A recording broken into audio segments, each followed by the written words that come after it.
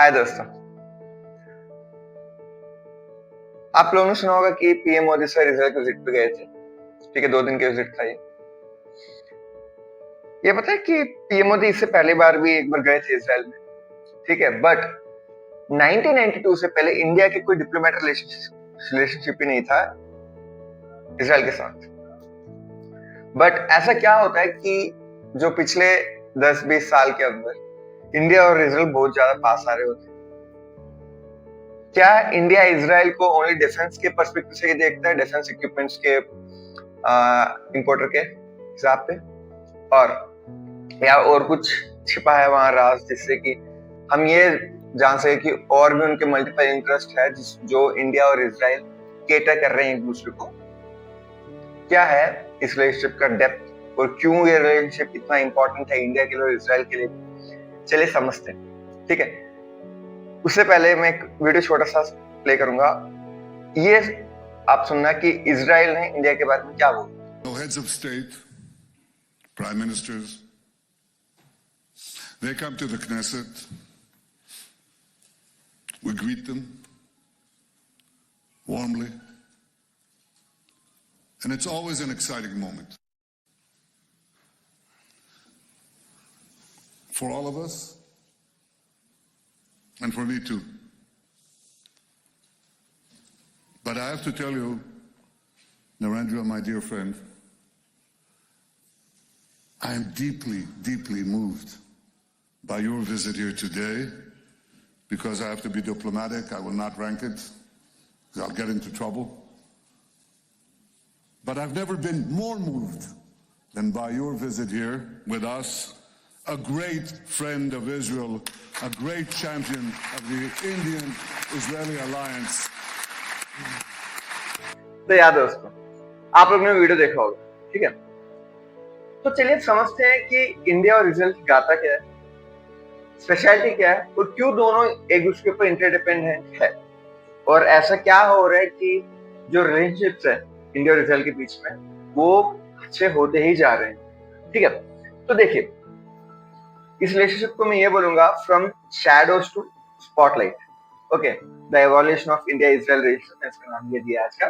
तो देखिए स्टार्टिंग जब इंडिया इंडिपेंडेंट हुआ था, same at the same time 1947 के अंदर ही इजराइल भी बना था। ठीक है, तो अपने जो पहले पीएम थे इंडिया के, इन्होंने नहीं माना उसको, इजराइल को नहीं माना, बोला कि हम पैलेस्टाइन के बात पे, ठीक है, हम पैलेस्टाइन को ही मानते हैं, टू स्टेट नेशन तब नहीं किया। अब आज 2026 पीएम नरेंद्र मोदी, देखिए इन दोनों के जो वे ऑफ थिंकिंग और जो वे ऑफ वर्किंग है टोटली डिफरेंट है। ठीक है, देखिए पहले होता क्या था ना कि बिफोर कोल्ड वॉर, या लेट्स से कि कोल्ड वॉर के टाइम पे हम आइडियोलॉजिकली वे में लड़ते थे। ठीक है, मतलब कि कैपिटलिस्टिक सही है या व्हाट डू यू से अपना कम्युनिस्ट सही है, एक डिफरेंट डिफरेंट आइडियोलॉजीज। बट अब जो है आज का जो एरा है वो आइडियोलॉजी के ऊपर नहीं चलता, वो चलता है नेशनल इंटरेस्ट पे, देन चलता है रीजन के बेस। देखिए आज जो डायनेमिक्स चल रही है उसके बारे में बात करता हूँ।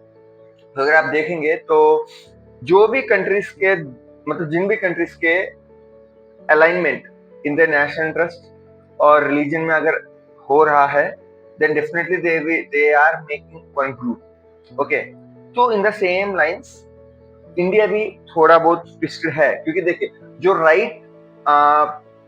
राइट साइड अलाइंड पार्टीज है, ठीक है, वो आजकल ज्यादा बढ़ रही है, मतलब वर्ल्ड में मैक्सिमम पावर्स में वही आ रही है। ठीक है, इन द सेम है जो बीजेपी इंडिया में है right now.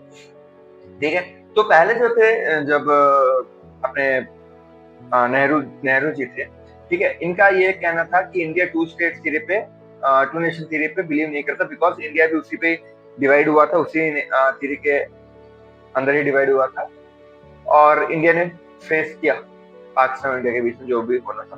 The same line Israel भी उस तरह डिवाइड हुआ, पैलेस्टाइन और इजराइल, क्योंकि पैलेस्टाइन मुस्लिम्स रहते हैं और इजराइल के अंदर ज्यूस रहते हैं, और उनको भी, वो भी यूके के ही एक मतलब कॉलोनी थी। ठीक है, यूनाइटेड किंगडम की कॉलोनी थी, और उनको भी रिलीजन के बेस पे डिवाइड किया गया। तो इंडिया ने पहले इसको मना कर दिया कि भाई हम रिकॉग्नाइज नहीं करते इजराइल को, बिकॉज ये भी टू नेशन थ्योरी के ऊपर ही डिवाइड बना है और ये भी अनस्टेबल रहेगा।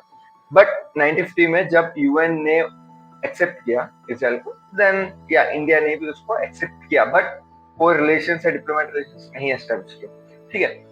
तो ये था। और देखिए जब टिल 1992 कांग्रेस थी था मोस्टली, ही Congress never recognized Israel, okay, in a diplomatic manner. अब समझते हैं कि क्यों ऐसा, क्या रीजन है जिसका नहीं किया। देखिए पब्लिक स्टांस जो उस टाइम की कांग्रेस थी, और आई वुड से जो उस टाइम के जो लीडर्स थे जैसे महात्मा गांधी या नेहरू, इन सबको ना मतलब एक सॉर्ट ऑफ वोट बैंक को भी खींचना था अपनी तरफ, like ideology, third third world solidarity, Arab oil और मुस्लिम वोट बैंक, ये चाहिए थे उनको, ठीक है। अब अरब ऑयल क्यों चाहिए था वहां पे, क्योंकि इंडिया उस टाइम पे पावर, इंडिया के पास तो पावर सोर्स नहीं था, जो भी था वो ऑयल ही था, तो अरब कंट्रीज के पास बहुत ज्यादा, मुस्लिम कंट्रीज, तो उनको ल्यूर करने के लिए, उनको मनाने के लिए इसराइल से पला झाड़ा इन्होंने, मतलब इसराइल से मुंह फेर दिया। मुस्लिम वोट बैंक भी चाहिए था, ठीक है, और आइडियोलॉजी था। But in the back and जो बैक स्टोरी चलती थी, नेशनल सिक्योरिटी, इंटेलिजेंस और डिफेंस नीड्स, इंडिया लेता था इसराइल से, बट छुप के लेता था, बैकडोर से लेता था, ठीक है। तो for decades India prioritised Arab relationships for energy and UN votes, while Israel quietly supplied weapons during India darkest military hours। मैं बताऊंगा कि इंडिया के darkest military hours कौन से थे, जो wars थे basically। The relationship was defined by what was not said। तो जो हम आगे दिखाते थे वो नहीं होता था, बैकग्राउंड कुछ अलग ही चलता था इसराइल के साथ, ठीक है।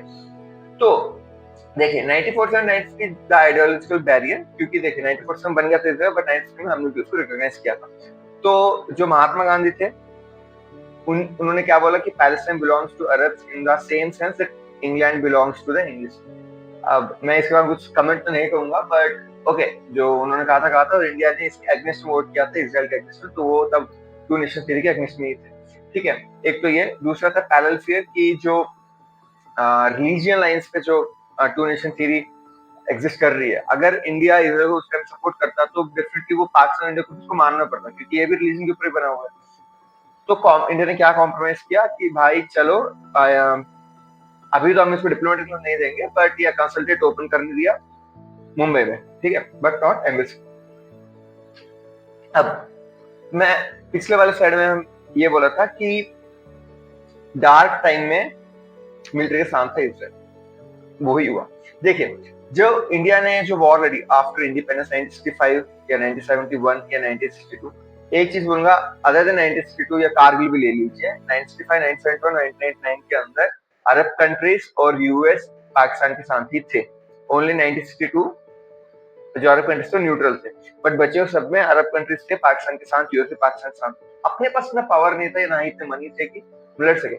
उस टाइम पे इसराइल ने अपने वेपन्स भेजे थे, और वो भी कहीं कुछ केस पे ऐसे थे कि उनके क्रिटिकल वेपन्स उन्हीं के पास नहीं थे, इतना कम उनका स्टॉक फेल हो गया था, तब भी उन्होंने हमें भेजा था। तो एक बार वो 1971 के टाइम में हुआ था, क्या था कि जो उनके प्राइम मिनिस्टर, उन्होंने क्या ईरान के लिए सप्लाईज भेजे थे, वो वेपन सप्लाईज, बट उन्होंने रीडायरेक्ट करके मुंबई की तरफ सप्लाईज को, और उसी कारण 1971 का वॉर भी जीते थे बेसिकली, ठीक है। जो 160 mm हैवी मोर्टार और एमिनेशन थे उन्होंने भेजा था उस टाइम। तो ये मतलब कोई छोटी बात नहीं थी, हमेशा इसराइल था इंडिया के साथ उस टाइम पे, ठीक है, एक true friend, strong like old friend हम बोल सकते हैं उसको, ठीक है। बट या इंडिया ने कभी उसको किया नहीं, बट इंडिया मोस्टली उनसे डिफरेंस टाइप ही रखता था उस टाइम पे, ठीक है। बट 1992 आते आते नियरली 40 इयर्स तक कुछ हुआ नहीं, बट 1992 में आते हुए एक कांड हुआ, कांड चीज हुई कि जो कोल्ड वॉर है वो खत्म हो चुका था। उसके बाद होता क्या है कि यूएसआर जो था वो रशिया बन गया, और रशिया और यूएस हैंडशेक कर लेते हैं। अरब कंट्रीज के अंदर, अरब कंट्रीज इसराइल के साथ हैंडशेक कर लेती है, क्यों? क्योंकि जो पीएलओ का हेड था क्या उसने क्या किया कि जो अपने सद्दाम हुसैन थे उनके साथ हैंड मिला लिया।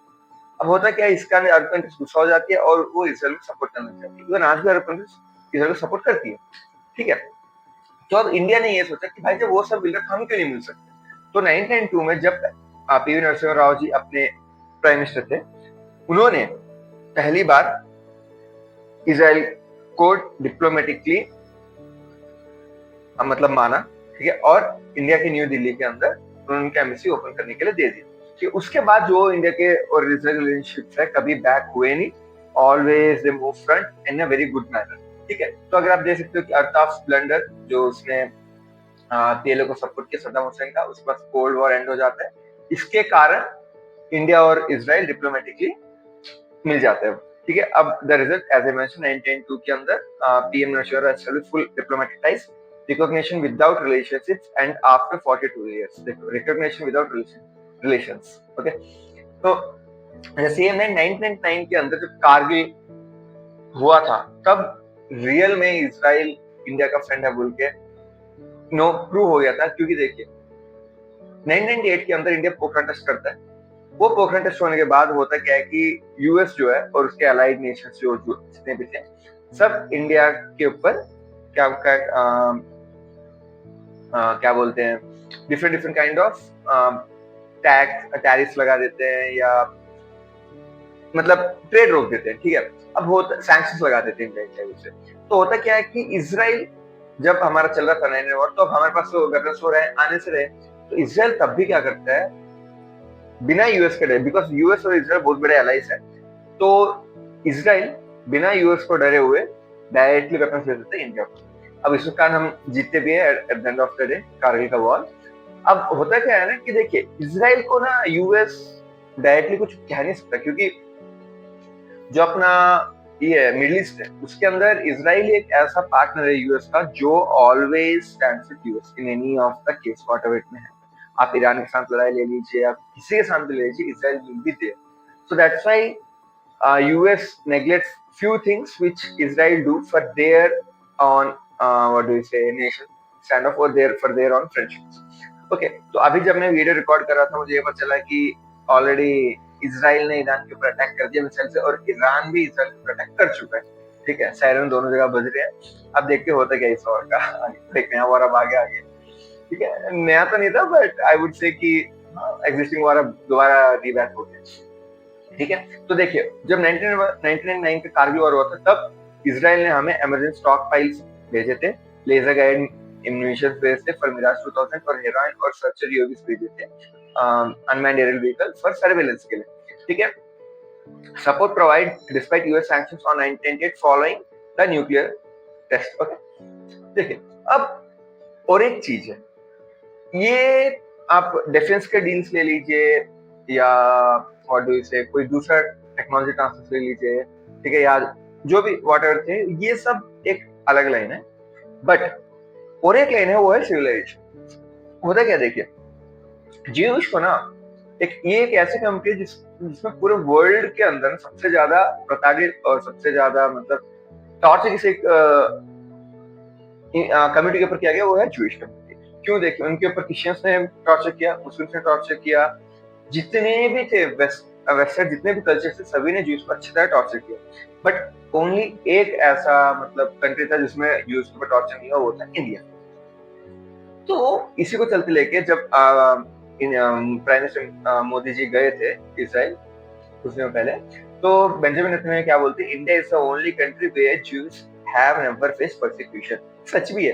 देखिए इंडिया में ना आपको मल्टीपल मिलते हैं, मुस्लिम मिलते हैं, क्रिश्चियन मिलते हैं, हिंदूज मिलते हैं, जैनिज्म मिलता है, बुद्धिज्म मिलता है, पर कभी भी सबके होते हुए भी ज्यूज के ऊपर अटैक नहीं किया गया।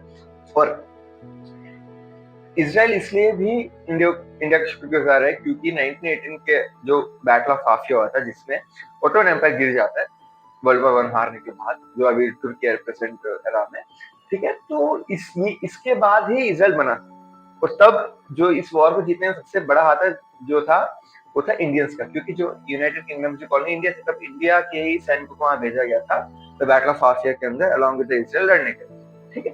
तो ये भी वन ऑफ द रीजन है कि जो इसराइल है इंडिया को बहुत एडमायर करता है। अब देखिए आपको एक चीज समझना पड़ेगा कि जो 2019 के पहले की जो पॉलिटिक्स इंडिया जो करता था वो थोड़ी बहुत आई वुड से कि डिफेंसिव था, बट अब जो कर रहे हैं इंडिया आफ्टर 2008, ये मैं बोलूंगा ऑफेंसिव पॉलिटिक्स ही बोलूंगा मैं। क्यों?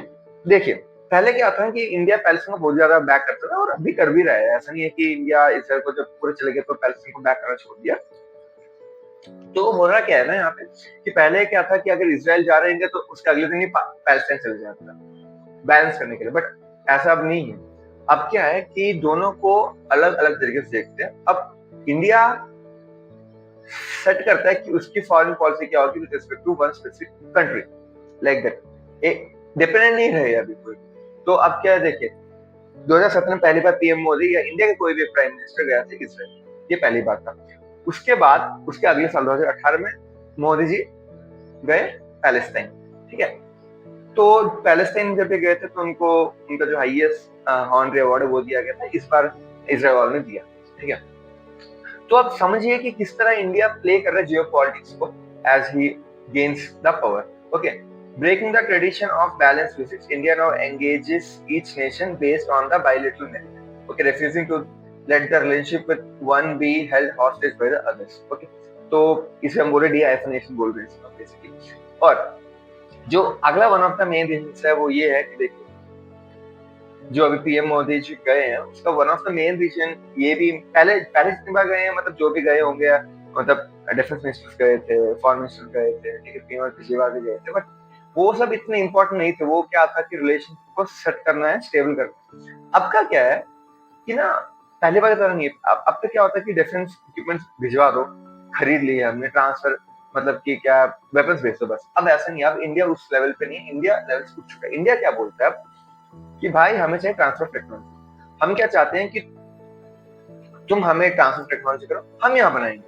अब देखिए होता क्या है ना कि इसे हम बोलते हैं को डेवलपमेंट, हम बेसिकली बोलते हैं कोई, अब कोई भी टेक्नोलॉजी डेवलप करने किसी भी कंट्री का बहुत टाइम लगता है, बहुत ऐसा लगता है। तो अगर कोई कंट्रीज, टू डिफरेंट कंट्रीज अगर सेम गोल्स और इंटरेस्ट है उनके, तो वो कुछ डेवलपमेंट शेयर कर सकते हैं। शेयर करने से होता क्या है कि डेवलपमेंट फास्ट हो जाता है और जो लोड होता है, अमाउंट मॉनिटरी लोड होता है वो कम हो जाता है।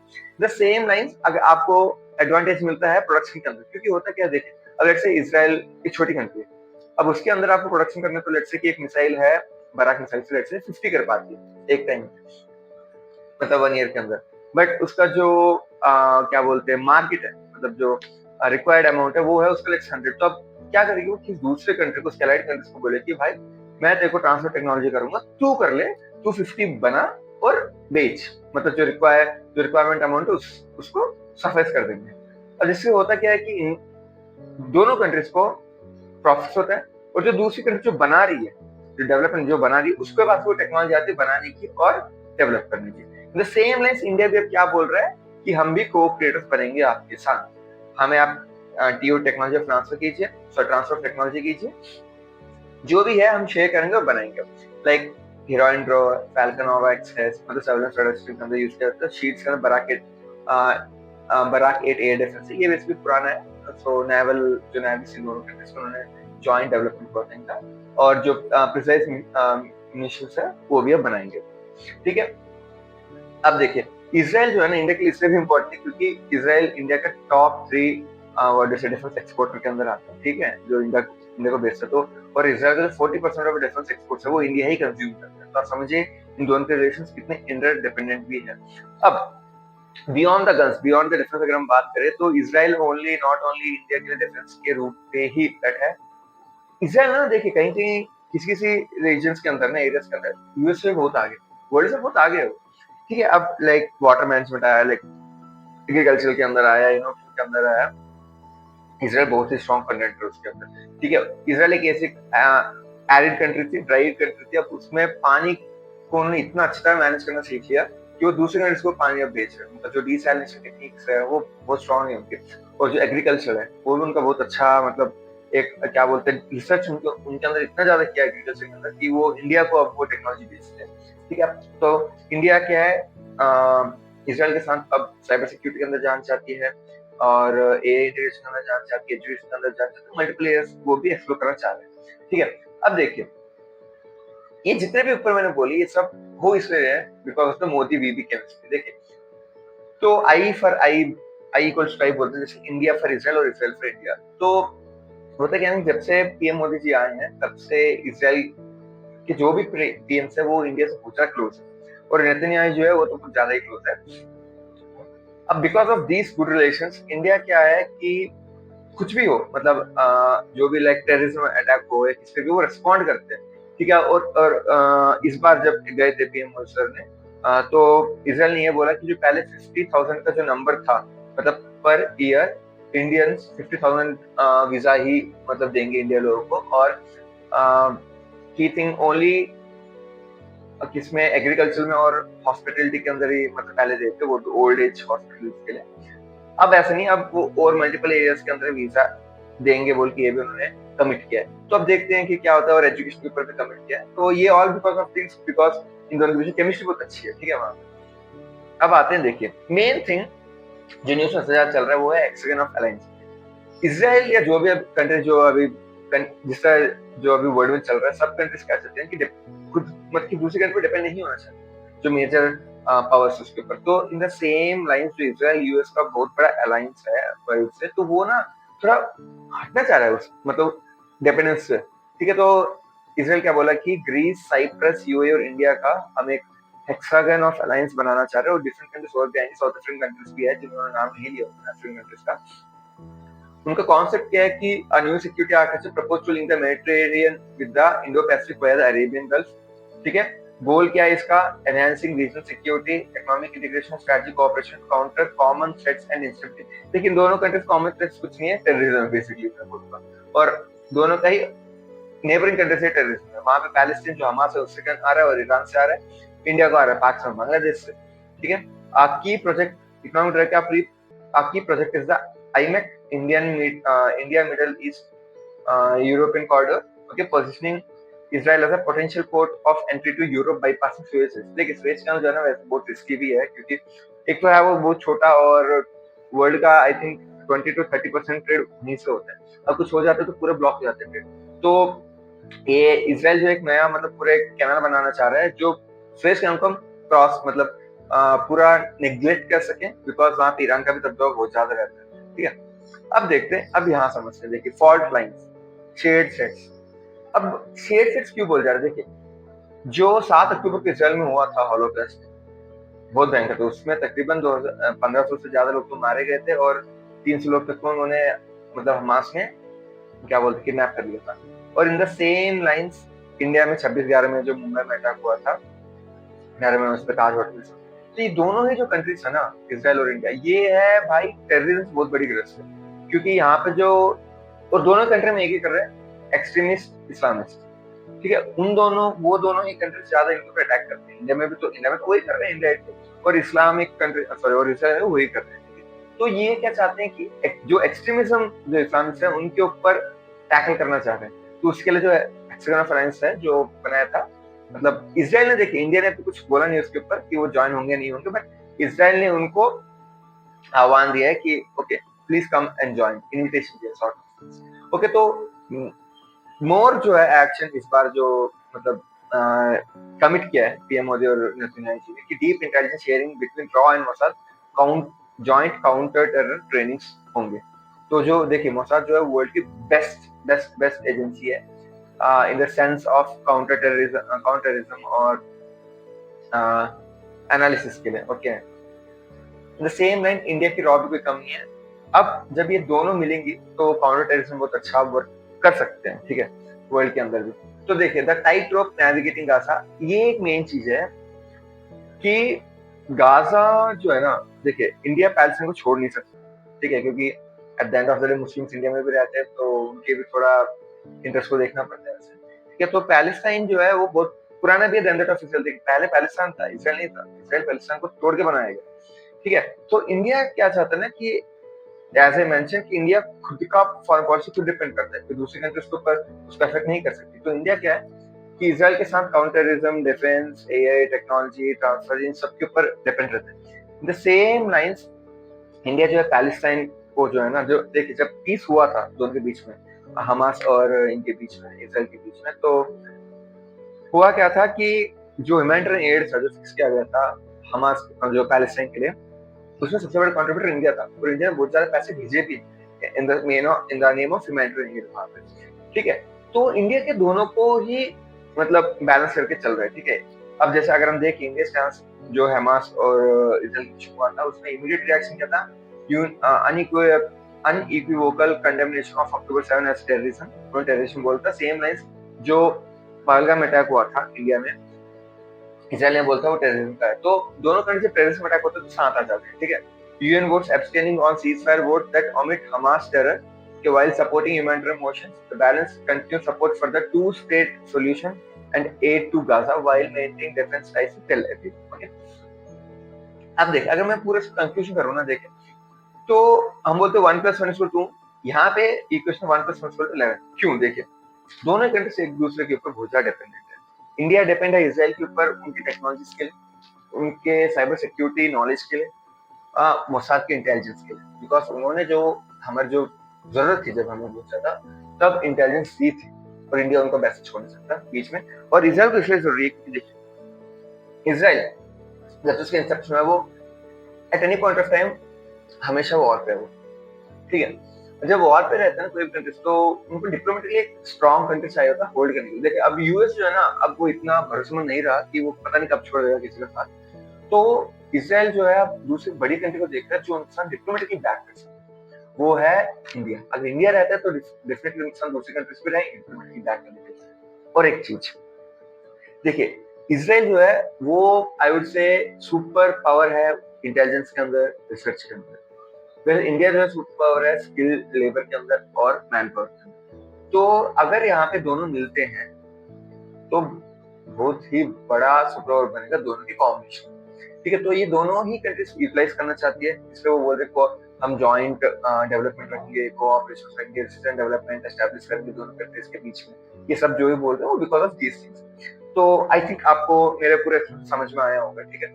तो इफ आपको अच्छा लगा मेरा वीडियो तो प्लीज प्लीज प्लीज लाइक कीजिए, वीडियो को शेयर कीजिएगा, और मेरे चैनल को प्लीज सब्सक्राइब कीजिए, बिकॉज आपके लिए तो फ्री है बट मेरे लिए बहुत ज्यादा मोटिवेशन है। Thank you and bye.